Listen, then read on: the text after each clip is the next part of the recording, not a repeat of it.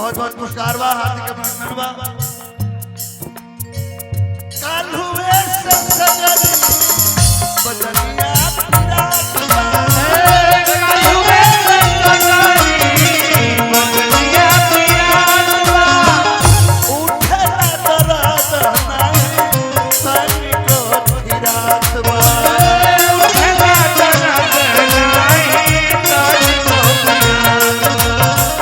कमलेश्वर चौबे जी वहाँ की तरफ से बहुत बहुत पुरस्कार बढ़ुए, हार्दिक अभिनंदन। चिको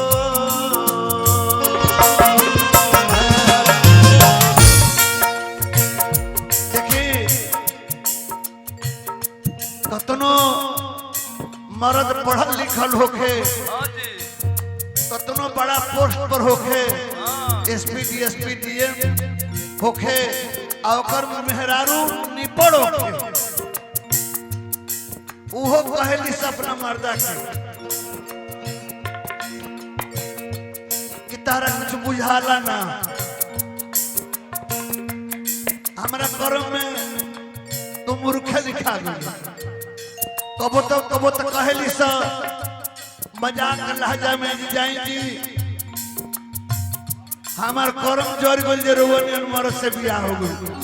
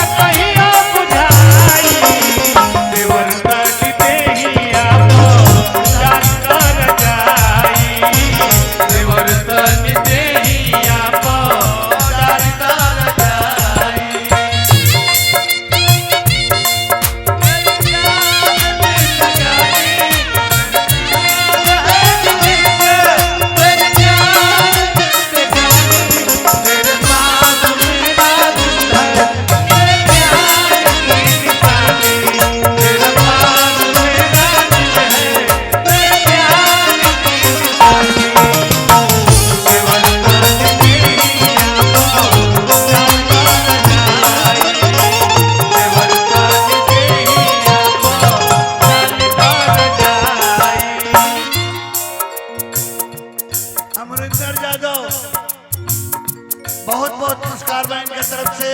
भैया जवार में जो लेकर रोटावेटर चल देती है। आज वो बैठल बा, बहुत दिन के बाद बैठल बा। काहे बैठल बा हम जानते हैं, चिनाइए कोई काहे नेहा के चलते बैठल बा।